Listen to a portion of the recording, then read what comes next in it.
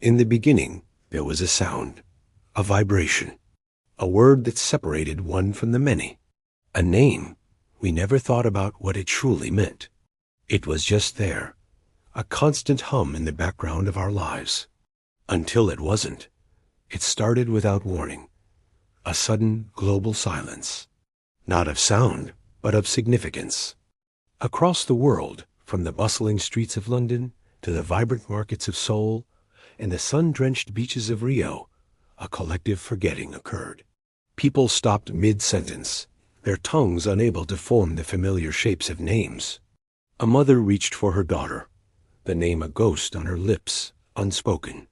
A teacher stared at a roster of blank spaces, the identities of her students erased. In that moment, we were all strangers. My name is, or it was, I'm a journalist. When the silence fell, my first instinct was to report, to explain the unexplainable. But how do you report on an absence? The world's top neurologists were baffled. Brain scans showed no damage, yet the specific neural pathways for recalling and recognizing personal names had simply vanished.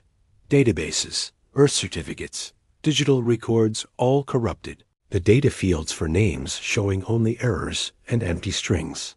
It was as if a fundamental piece of our collective human software had been deleted. We were adrift in a sea of anonymity. In the ensuing chaos, governments scrambled for a solution. Order had to be maintained. If we could not have names, we would have numbers. A new system, elegant in its cold logic, was rolled out globally. We were assigned alphanumeric identifiers. I became Journalist 247. My press badge, once a mark of pride, now bore this sterile code. In Seoul, a teacher became 5-1-9. In Rio, a mother became 472. For a brief period, it seemed to work. Society stabilized. The system was efficient. Offices were reorganized by numerical designation. Classrooms ran with a new, albeit detached, precision. Productivity charts held steady. Families were restructured. Parent 1, Parent 2, Child. We adapted. We told ourselves this was progress, a streamlined existence free from the messy attachments of the past. As 247, I wrote articles praising the new order, the resilience of humanity. As 519, the teacher found her lessons flowed without interruption. As 472, the mother found a routine.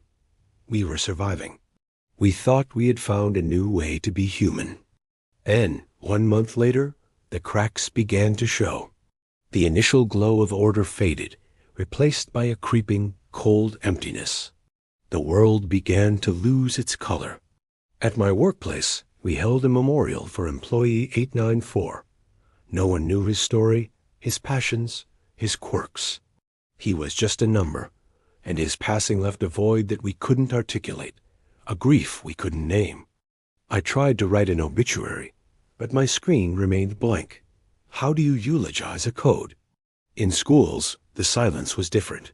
It wasn't orderly anymore. It was heavy, suffocating. Teacher 519 watched her students, once vibrant and expressive, become quiet and withdrawn. Their artwork, once signed with proud, bold letters, now lay anonymous in a pile. The personal connection, the spark of recognition was gone. They were just units in a classroom. At home, the bonds we thought were unbreakable began to fray. Mother 472 hummed a lullaby to her son, but the song had a hole in it where his name should have been. It was a melody without a heart. One evening, her child, confused, asked, "Which parent are you?" The question hung in the air, a devastating symptom of our new reality. We were losing the ability to see each other. Therapy sessions swelled with people describing a profound sense of disconnection, a loss of self. We were together, yet utterly alone. The decay accelerated. The world outside my window grew darker, the image flickering like an old film. Society, once a complex tapestry of individuals, was unraveling into a monochromatic blur. I attended a wedding. The vows were hollow pronouncements of commitment between spouse 621 and spouse 845. There was no joy, no shared history in their eyes, only a contractual obligation. Marriages like theirs were collapsing across the globe. Love, it turned out, needed a name to hold on to. I saw teacher 5191 last time, weeping silently in her empty classroom. The system had broken her. The humanity she fought to preserve had been systematically erased. The final horror came from the maternity wards.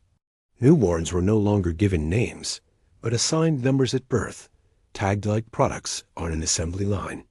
Mother 472 discovered her son, her own child, would only respond to the sterile call of 003.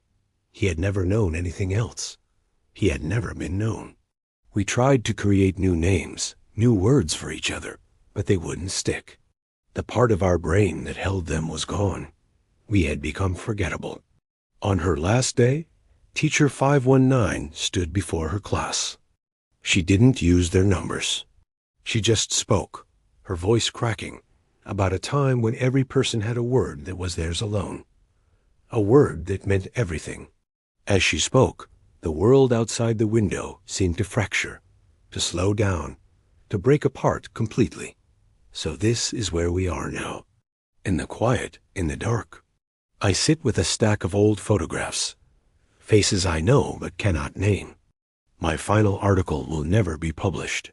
It's a story with no characters, no heroes, no villains, only ghosts.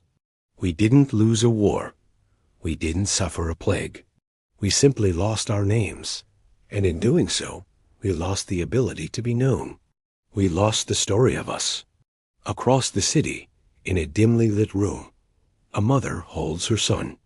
She ignores his number. Instead, she whispers meaningless syllables, fragments of sound, hoping one might catch. One might spark a memory of a time she can barely recall herself. And for a moment, the boy smiles. A flicker of recognition. A ghost of a name. The next time someone calls your name, listen. Really listen. It's more than just a sound. It's the thread that holds your world together.